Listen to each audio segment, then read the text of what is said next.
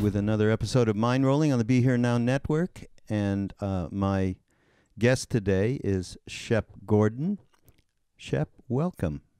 Aloha from beautiful Hana. Yeah, Shep is up in Hana in Maui, and anybody who has been to Maui knows the extraordinary beauty of Hana. And if you haven't been, you ought to go there. There's what is it? Those little waterfalls. They're called the Seven Sacred somethings. What? Seven sacred pools. Seven Sacred Pools. Yep. Extraordinary. Yeah, Are you the nearby there? Maybe a half hour. Oh, really? Yeah. So I could go on, and I'll go on a little bit about Shep. And there's a wonderful movie that Mike Myers did called Supermensch, The Legacy of Shep Gordon. And it's on Netflix still, I believe. And you must, everybody who's listening to this, not only it's a beautiful film, but very entertaining, and with got a lot of love and caring and compassion in it. So yeah, I can't more highly recommend it. But just to give you, I'll tell you, Shep, I don't even know if we've talked about this, but when I was in the music business in Los Angeles, Krishnadas and I had a label with a third partner who's an old friend of yours, Paul Sloman. One of my favorite people. Love Paul. Yeah. I had spoken to Krishna about it. Yeah. He was one of the first people I met in the music industry. We lived in the same motel, the Hollywood Landmark, which was where I thought I got into the business from there. And he was really helpful because he actually knew something and I didn't. So he would share it. He was managing a group called the Churls. Oh, that's it. I remember. Yeah, Churls from Canada. Yeah, and while we were putting the company together, of course, Paul had so many great contacts in the music business, most especially in the recording area, because he managed great studios and so on. And he used to mention my friend Shep Gordon, and he was sort of as an example. Paul was very, very particular about the few people in the music business. You know, it's got a lot of, shall we say, shady characters, had over just like the rest of the planet. Well, okay, true. Look where we are now. Yeah. Look where we are. Yeah. Look where we are. Oh, my God. We won't go there, at least just yet.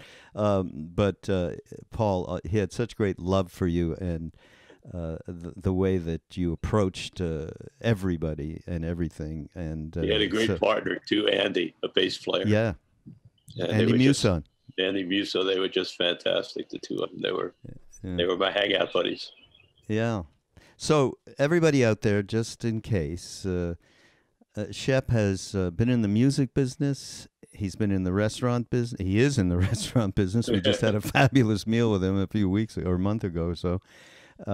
And film business and so on. But the variance of who you have worked with is staggering. And I'll say, of course, Alice Cooper is, you've been with Alice for what, 50 years? Is it crazy? Going into our 50th year. Yeah. And, okay, then we go to Groucho Marx. Okay.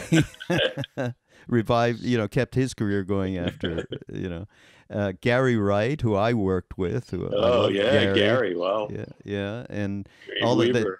Mr. Dreamweaver. And George Clinton to Rick James, Pink Floyd, to Anne Murray. I was just in Napa Valley. Oh, really? And I was going to sleep and some really loud music started. And I said, gee, there's a car driving by playing George Clinton. It was George Clinton playing on the corner at a free festival. Yes. It was hysterical. Did you see him? I got dressed and went down. Oh, that's so great. And how about Anne Murray? Okay, I'm from Canada. I'm from Montreal. So Anne Murray, I couldn't believe that when I saw that. And Shep has been his very, very major abiding interest in food and preparing food, and studied to be a cook. And has then really got the whole celebrity chef thing on television going, from everyone from Wolfgang Puck to Emeril, I guess would be the kind of the original, right? And then film and God, Kiss of the Spider Woman, The Duelist, and Stop Making Sense. I didn't know you were involved with that with David. Yeah, David Byrne, unbelievable, and on and on and on. Just tell me a little bit though, in terms of your, and by the way, everybody, Shep, you certainly watched the movie, but also there's a wonderful book, memoir-ish book that you put out a couple of years ago, not that long ago. Published by Anthony Bourdain. Oh, really? Oh, yeah, my.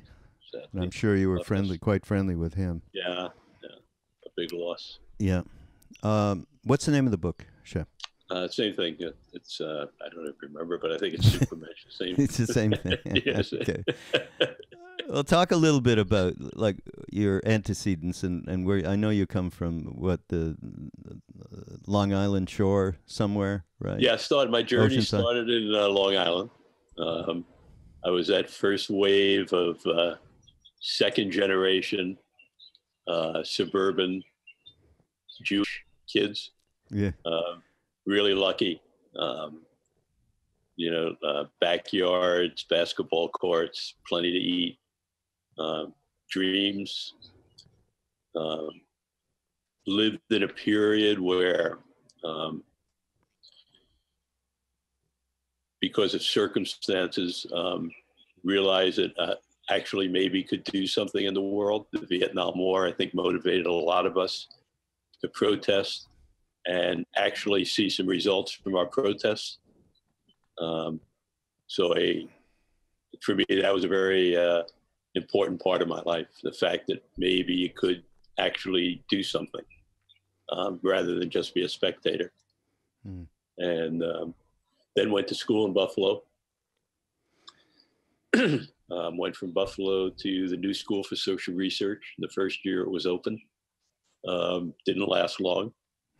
And at that time, California had Governor Reagan. Yeah. And he was being really oppressive to the hippie community. It was at a time when everybody with long hair, if you drove a car, you got stopped and pushed up against the wall. It was a really difficult time. And there was a generation of us second generation Jews who thought we lived on white horses and could charge into anything and save the day. Sort of like Mighty Mouse. Here he comes to save the day. Yeah. And I was one of them. So I had this thought in my head about how cruel this was. And then a recruiter came into the New School for Social Research, recruiting for the probation department of California. And I left school and took that job and ended up at Los Padrinos Juvenile Hall, right outside of LA. Mostly Latino young kids. Thought I was going to save the day. It turned out that it didn't work out well. The police sort of set the other guards who were did not like me as a long hair. I had hair down to my, almost to my waist.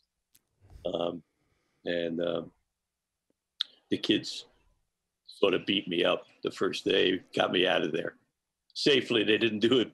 They could have hurt me a lot more. So I left, and just by luck, I ended up in a motel. Heard some people screaming. Had just come from a jail. Still had my white horse that I was riding. I was going to save the day, save this poor girl. And turned out they were making love, and broke them up. And that girl ended up being Janis Joplin. Oh my God. Are you kidding? Who introduced me the next day as this freak who, stopped her from making love. And she was sitting with Jimi Hendrix, the Chambers Brothers, and Jim Morrison, all these, Mount Rushmore rock stars. Yeah. I happen to have some, in college, I had developed a pharmaceutical business. And I happened to have some of my product with me. Yeah. And when I saw these guys, I said, oh my God, I have just found the greatest audience in the world Yeah. for my products. Say the least. I'm going to get rich. And we became friends. And after a few weeks, Jimi Hendrix said, "Are you Jewish?" And I said, "Yeah." He said, "You should be a manager." And That's a qualification. And he introduced me to Alice. And really? And that started my journey. And so all the rest came from that second generation Jew on his white horse looking to save the world. Oh my. You never know how it's going to happen, but I think good intentions lead to good results in one way, shape, or form and another. Yeah. You know, everybody out there, I met Shep. Of course, I've known about Shep because of my partner, Paul Sloman. And then I met Shep because he pops into the Ram Dass retreats with Krishnadas that we run in Maui. And, you know, just got to know, it's been a slow burn, getting to know each other a little bit.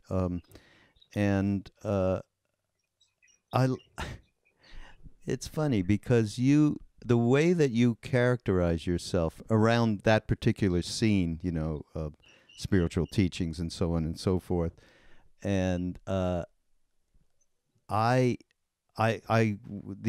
night that we were having dinner, you mentioned something around it. Yeah, no, I didn't come this time, and you know, I'm slowly getting into it, you know, that kind of a thing. And I just have to tell everybody out there that my interest in, aside from, you know, the wonderful people that Shep has met and celebrities and the kind of interactions he's had, is after seeing the film, is the way in which the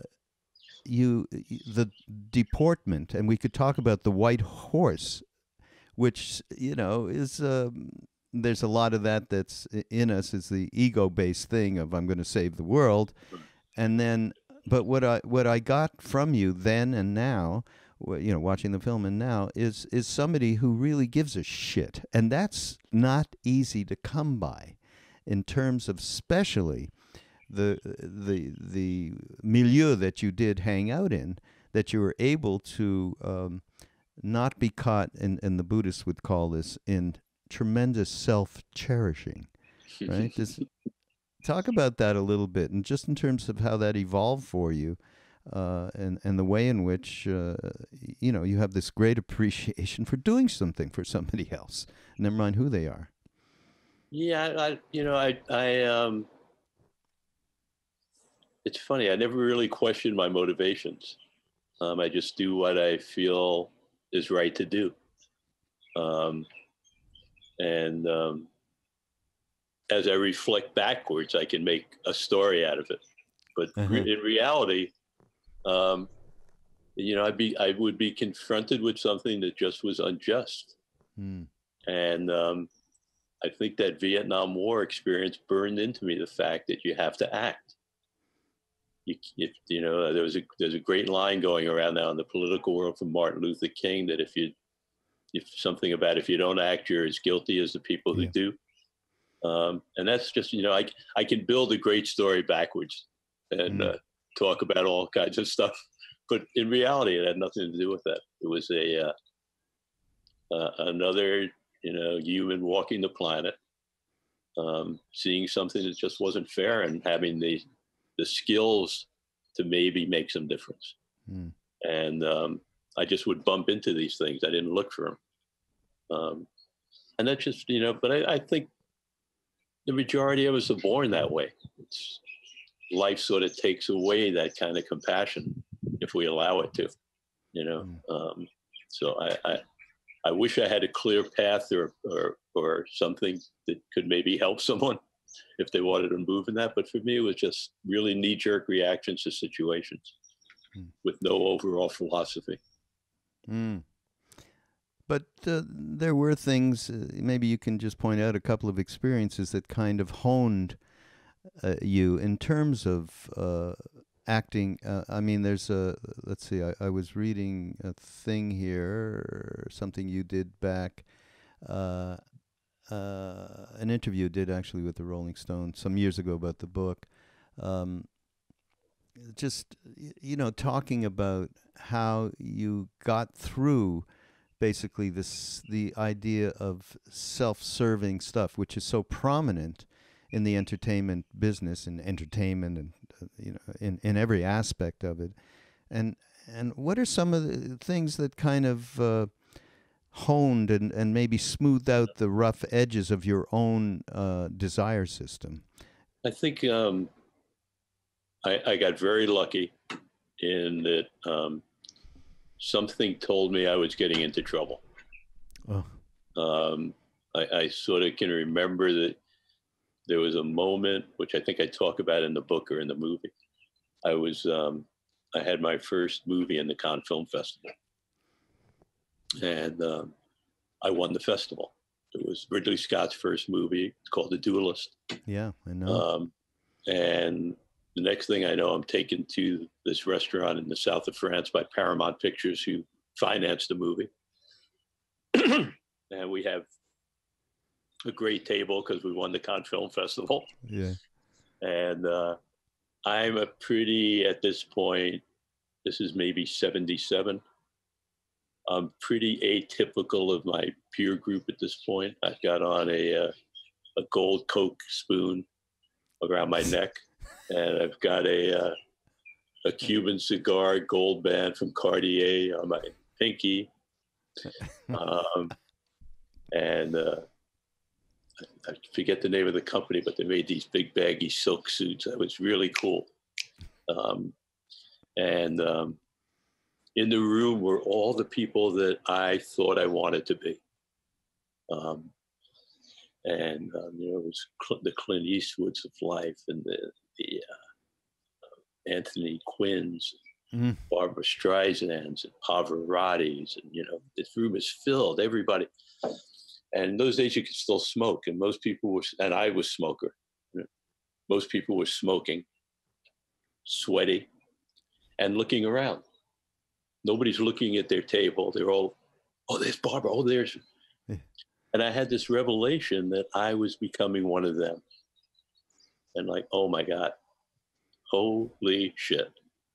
I looked down, I got the spoon on. I look at my clothes, I'm wearing a costume that I don't even understand. I'm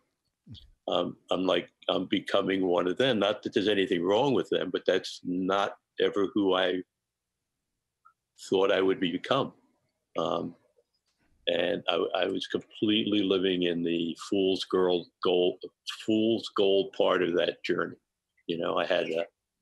I just married a playmate. I had the hottest nightclub in LA. I was driving a white Rolls Royce. It was in that moment. And started really questioning, is this who I really want? Is this what I want to do? And into the room walked this beautiful man, white hair, all dressed in white. The calmest, just like this calm, beautiful pond in Long Island, on a day when there's no wind, just like so calm. And obviously a power figure, which always attracted me. I was always attracted by power, still am. Because Anthony Quinn jumped up and hugged him, and James Coburn waited in line to hug him. And I said, who's that guy? And they said, it's Mr. Roger Vergé. He's the chef here. He owns a restaurant. And just a little thing inside of me said, that's who I want to be. I want to be that guy who is in the middle of the circle and is happy. Doesn't give up his power. Doesn't go hide in the corner. Doesn't go to a cave somewhere to get happy. He's in the middle of it. And he's happy. He appears to be happy. I got to get to know this guy. So I waited till after service, and not to make a long story, but I ended up accomplishing that goal. For the next 25 years till he passed away, I was his grasshopper. Oh, really? So I got to see the way you can conduct a life through him of service that brings you joy and the people around you joy. And then as I started to realize what his power was, because he never talked to me about it, but his power was service, I realized that that's sort of the common link of every wise teaching, is how service is the most selfish thing you can do. And then I had the great fortune to be taken to a lecture by His Holiness. And when he walked in the room, I said, "Oh my God, he's Mr. Roger Vergé on steroids. Yeah. How do I get to know him? Because that's who I want to be."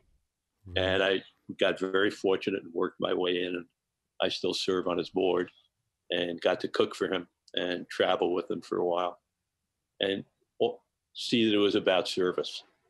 So when I look back then at my life, I can now tell the story of, oh yeah, it was about service. But that wasn't in my brain when I was doing the things I was doing. It took me a long time to get to a place to be really thankful that I was of service, because it saved my life. Because I see where the other journey can lead you. And when I say saved my life both in days on the planet and time spent enjoying those days on the planet, which are maybe more important than how many days you actually get. Shep, you got to tell the story of your first cooking experience for His Holiness. Okay, please. So hard not to bring your ego. At least for me, it was hard not to bring my ego. Somewhere ego and service can get lost at each other. So when they accepted the invitation, I decided, for whatever reason I decided it for, that I had to make it an experience he would never forget, because it was so generic and beautiful, and B, try really go out of my way to make him feel comfortable and at home, and not make him some object out there that's just to be revered, but to treat him in a human way. I said, if my uncle was coming to my house, what would be my first thought? And my first thought would be to make him chicken soup, matzo ball soup, which is what I do for most people who come. What is his matzo ball soup? So I start researching. And when I researched the culinary arts of Tibet, the only thing they really have is yak. They eat it as stew. They make butter out of it. They have tea.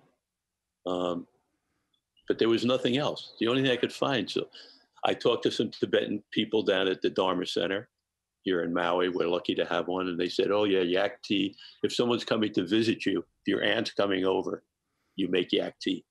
That's the offering. Yeah. So I made my mind up. I was getting him yak tea. When he steps foot in Hawaii, he's getting a cup of yak tea at his first meal, because I want it to be like a matzo ball soup.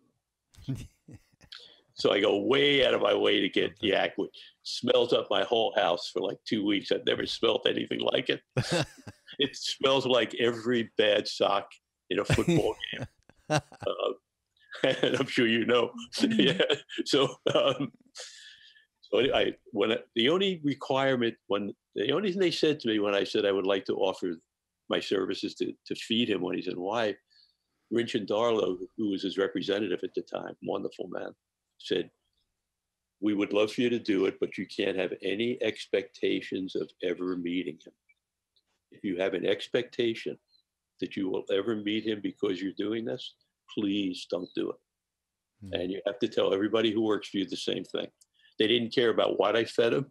They didn't care. It was all about don't have expectations. So I told all my people, we probably won't meet him. We're going to do this because we want to do it. And we did this beautiful, if I do say so, my ego says so. We served them chocolate. We had the tree outside with the farmer. We served them an egg. We had the person who raised the chickens outside his window. So you could see the faces of everything he was eating. Who provided it? The fishermen, so anyway, so first morning, 5 o'clock service. I'm so out of my brain, out of myself. I am so nervous and so out of my body and so zoned on the meal that I get I was staying in a house. I get halfway to the Dharma Center at 4:30 in the morning and realize I didn't get dressed. I have to go back and get dressed. I'm naked in the car at 4:30 drive. I'm thinking about how do I launch the tag. So I get there. I get there, and Rinchen says, we need you to bring him breakfast. And I was like, oh my God, you're kidding me. I'm completely not prepared for this mentally at all. That, you know, I'm now going to be interfacing with this holiness in a one-on-one situation, which is beyond any dream I've ever had in my life. Mm. And I'm just so nervous. And so they put a cloth on my mouth. And I go walking up about 25 steps up to where he is, and I can hear the plates like moving the tray. I'm shaking the tray so hard that the plates are crashing. And the tea is in there, and I'm so proud of, like, thinking I am the coolest guy in the world. I'm bringing him yak tea. This is unbelievable. He's going to be so happy. And my ego sort of, you know, gets lost somewhere in there. And the door opens. I knock on the door, and he says, oh, come in. And I walk in, and he's shaving. He's got his robe down about halfway, and he's looking in the mirror, and he's shaving, big smile. He goes, oh, breakfast? And yes, Your Holiness. He says, oh, good, good, good. Put on table. And now I'm thinking, right, I see him go like this. And oh my God, this is my moment. I'm the coolest guy in the world. And he goes, yak tea. And like, my head is now like, I'm the cool, you know, I don't know if I can get out of the room. My head is so big. And he goes, oh, yak tea. Oh, you know, that's why I leave Tibet. Oh, that's so great. It was so perfect. And what I realized later on is he does that with everyone. I'm sure you've seen him a number of times. He always realizes that people enter the room with a sense of revere, and he wants it to be a sense of human. So he always does something to get that out of the air. And it was just beautiful. So yeah, that was a great journey. Then I got to go to Trinidad with them. Oh, really? Which was beautiful. A great Trinidad story. Oh, tell, please. Which is so who he is. Why it's just so beautiful. We go to Trinidad, and there's only a couple of us. There's no entourage. Rinchen, one security guy, and me. That's it. We get there, and we're staying in a hotel. They wouldn't let me actually cook in the hotel. I was supervising the cooking. They wouldn't let me actually do and there's no Dharma Center in Trinidad. There's no Buddhist community in Trinidad. We go to a football stadium for a presentation. There's 50 people in a 20,000 seat stadium. Really? Nobody. And we get back that night, and I say to Rinchen, you know, I've now been around and studied enough to see how much need there is for the Tibetan people. And I know enough to know that His Holiness is really the gathering point to try and bring attention to the plight as well as resources. And I know the demand for his time is so unbelievable. What are we doing here?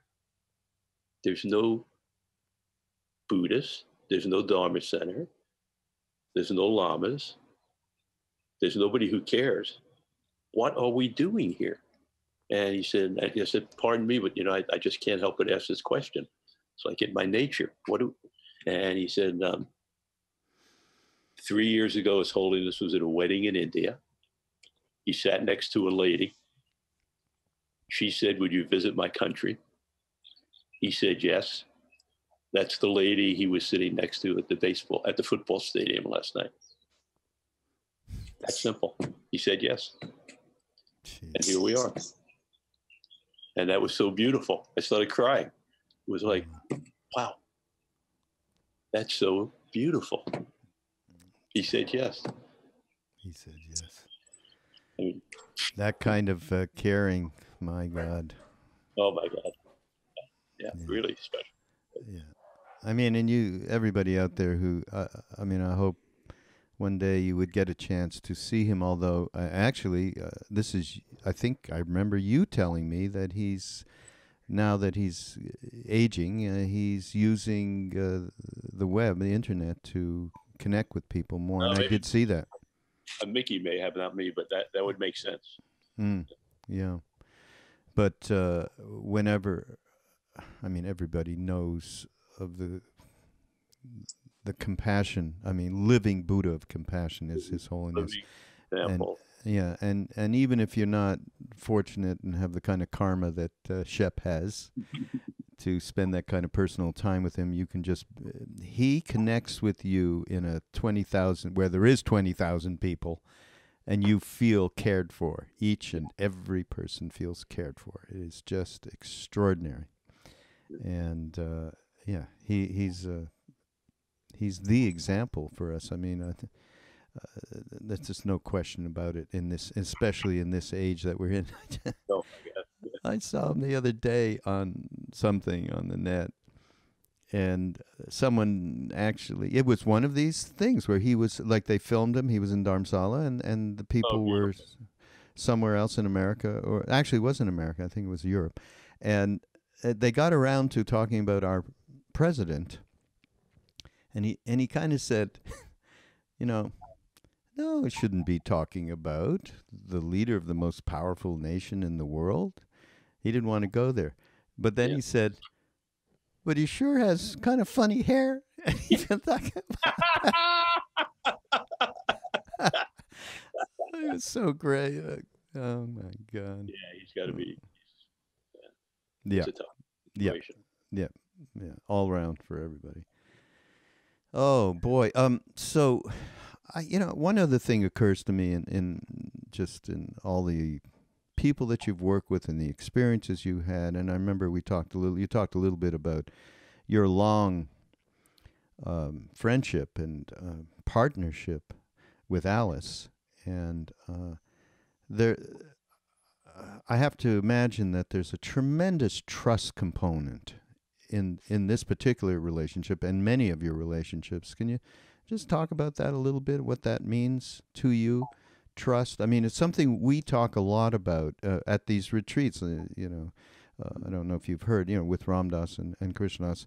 It's such an important thing. It's the thing that I met Ram Dass back in the day, in the 60s, late 60s, and that the trust that was engendered by simply meeting him and just eye-to-eye contact, somebody who cared so much that they weren't distracted by anything else or anybody else. It was just me, in that I had not had that kind of care, not even maybe my mother when I was a baby or something, but I had not had that kind of an experience. And I do tell people that kind of trust is a building block of being able to be more open, and more compassionate, more kind. It's so. Talk to me a little bit about your own experiences around that. For my particular path that somehow has been chosen for me, and I'm happily walking down. Trust is really the whole. Is for the business side of my relationship with most humans. Trust is at the core of it. And because I think so far out of the box, that is an art, and I'm behind the lines. I'm usually behind the curtain. I'm usually dealing with something that's in front of the curtain, whether that something is an artist, whether that something is a chef, whether that something is an idea, whatever that thing is. I'm trying to put a picture frame on it and make it accessible to an audience. And so much of the things that I do are radical and untested. And that's what makes it work. So it demands trust. trust is I mean, for me, it's gut level. It manifests itself in relationships in different ways. I never signed contracts with an artist. That's almost a false kind of a reason for trust. You know, that's a nice glitter. But, you know, for example, in my relationship with all my artists, I have failed so many times. I have been wrong so many times, and it's their neck on the line. So if they don't trust my motive for the situation I put them into, we don't have a relationship. And if I can't put them in relationships that can fail, then I can't really accomplish what I'm trying to accomplish on the win side. So how does that manifest itself? So I tell a story about Alice. First time he's doing a stadium show. It's a baseball stadium. He's Alice Cooper. He can't just go in and stand on the stage and play. That's what everybody else does. And this was actually the first baseball stadium in America, other than the Beatles, that anyone was doing a concert at. So it was a really special moment. What are we going to do? So I come up with the idea of shooting him at a cannon across the stadium at the circus strip. And again, I'll make the story short, but I went to guys who have built stuff for me. I get the cannon. We go to break in the cannon the first day. And it's a lot of drama, torchlight. Alice gets in the cannon. We light the cannon, huge explosion. The gag is that Alice goes through a trapdoor and a dummy gets shot across the stadium. Alice has been driven around to there. The dummy comes out, it goes 1 foot and drops dead. Nothing. There is no person in the room except me and Alice knows what's happening. He's in the cannon and driving. He doesn't know. He just it's awful quiet out there. It's probably the worst thing I've ever saw in my life. We have 50,000 people 3 days away who I have made the horrible mistake of advertising. Watch Alice get shot out of a cannon across the stadium. What are we going to do? I said, go to sleep. I'll figure it out now. If you don't have trust, that turns into a nuclear war between an artist and a manager. What did you do to me? It's the most embarrassing moment of my life. I can't believe you made me do this. Nothing. Can we make it work? Yeah, go to sleep. Great. See you in the morning. Second day, equally as bad. I turn it into a giant penis. I'm going to have it masturbate across the stadium. One comes out. It's horrible. We're now 2 days away. I'm backstage. No one knows it's me. It's Alice's face. Not a peep, not a word, not a complaint. The end of the story is I made believe that he got blown up in the cannon. I had to put him in a hospital for a night. We did the show from a wheelchair with dirt. The town said, this is the greatest guy in the world. He actually came from his hospital bed. And we got through it, but there's an example of trust, same thing, same thing with my chefs. I said, you guys got to work. If I get you a TV network, you got to work free for 5 years. Then you will be so rich that you won't even talk to me. And they all signed on. They all trusted me. And now you see where the chefs are. But that one worked. There's plenty that fail. So trust is, for me, it's the whole game. Because if I don't have trust, I can't do what I enjoy doing, which is jumping ahead of a project, an artist, a person for a year or two and saying, come this way, here's how to come, watch out, there's a big hole there, come this way. So trust is everything. Yeah, on all levels. Sort of rapid. That sort of cover the trust area. It's a tough one because trust is really what it's all about. With family, with friends, with business. Across the board. And on the, in the spiritual realm, on the spiritual path, that trust, people talk about faith, faith in something that's obviously not your ego and personality and so on.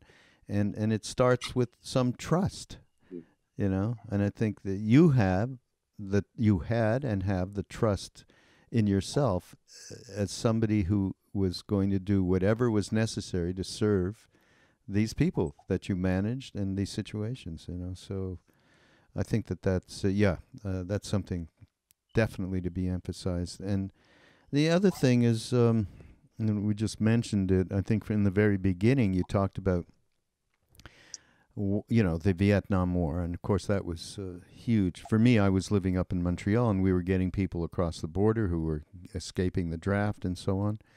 And there was a deep desire in all of us to make changes. And I think once we got to a place where we realized the fall down of the white knight, shall I call it, you know, and how that was a little bit more involved in ego. And we saw a lot of that in the political sphere of people trying to make changes. And Ram Dass himself talks a lot about the way to make changes is to make changes inside yourself first, and then you're able to make a change without being angry, and so on. And I just want to lightly touch upon what we're going through right now, and how you feel.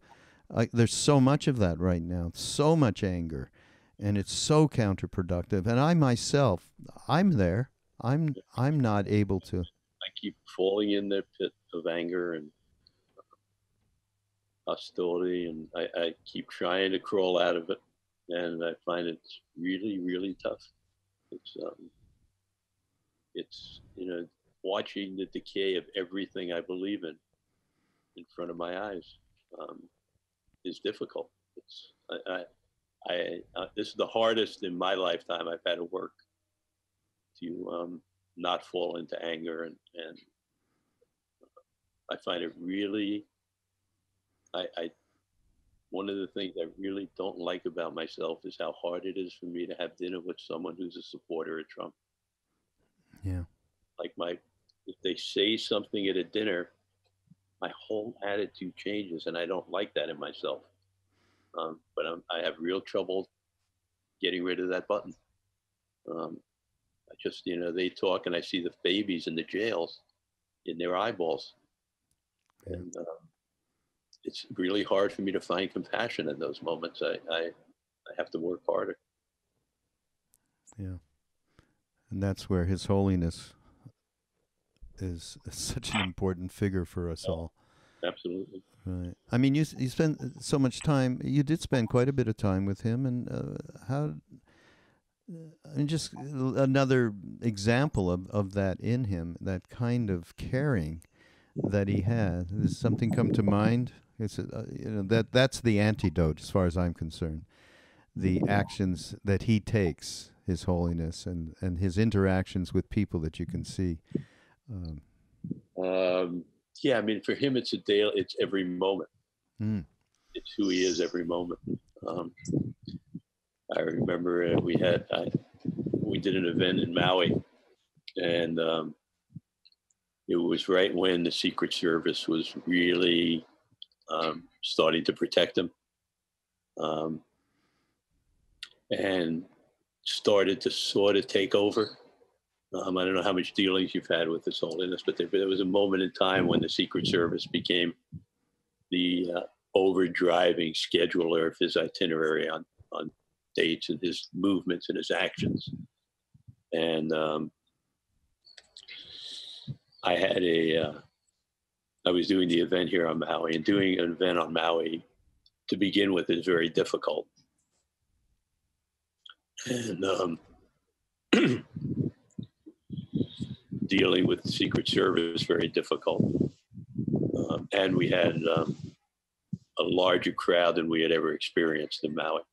We had 12,000 people at a free concert. We had never experienced that before. So crowd control. So police and Secret Service became very significant in this. We had to go to a venue that didn't have facilities. So understandably, they were very involved. And there's no real infrastructure for producing things here. And like with everything that's a power source. There's a lot of weird energy that's attracted to those lights. So when you're producing an event with that much light, you know that there's going to be a lot of things attracted to it that are difficult. So I had brought a bunch of people in, and we were working for way too many hours for way too many days and dealing with way too many distractions. And saying, why are we actually doing this? Like, why are we doing this? You know, that moment you get in the life of a project. And then a letter came in from a grandfather in Honolulu whose granddaughter was dying of brain cancer. And he had a dream that if His Holiness would touch his granddaughter, she'd live. I didn't particularly believe his dream, but I wanted to support his belief and his emotions. And he didn't have money for tickets, so we got in the office. We all got so excited, we started crying. Now we know why we're doing this. Now we know. Now we got it. It's for this moment. It's for this one moment, for this girl to be touched by His Holiness. That's why we're doing it. And we all got so excited. The energy came right back in. We're all now pumped up. And I couldn't get approval from the Secret Service and the police to allow that to happen. But I don't take no for an answer. So I fly the grandfather in and the granddaughter. I give them my kids' badges. I have 4 adopted kids here. I got 2 of them to give up their badges because Secret Service had to approve every badge. So we got the grandfather and two of my kids couldn't come. I positioned them right next to the stage, in between, the mayor, all the people that the Secret Service led, the senators, the mayor,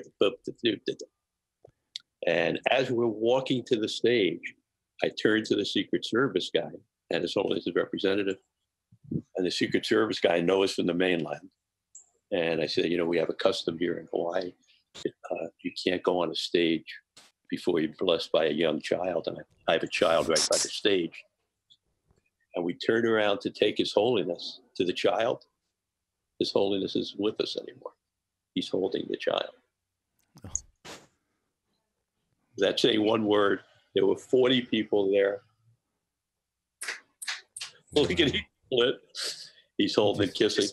The child survived. When His Holiness came back 2 years later, I got another letter. The first time I heard from the grandfather, never sent me, saying, can I bring her to thank His Holiness at the talk? She's alive. Oh, my. But he just knew. That's who he is. Yeah. That's who he is. So no matter what gets around him, no matter how many doors they put in front of him, he's always going to pick the right door because he's in that moment. Yeah. Unbelievable. Well, what a beautiful story, Shep. Oh, my. Yeah. Oh, my. Wow. Thank you so much for hanging out here. Oh, thank you. When are you back? When is the next retreat? Well, I might be back a little later in the summer, actually, to hang out with Ram Dass. We'll see. But Okay. And if I do, definitely we'll get in touch. And everybody out there, please, you will enjoy both the book and the film Mike Myers did of Shep. And I know you've gotten a lot of love from that film, Supermensch. By the way, we're saying Supermensch like everybody knows what a mensch is. Okay? You give me the description of mensch. I would say someone who does things for the right reasons. Right. Okay. And here we are. And Thank you. And you just yeah, really. And as we say, namaste. Thank you so much, Shep. Thank you. Yeah. See you next week on Mindrolling on BeHereNowNetwork.com, and we will have links to the film and the book on the show notes. So see you later.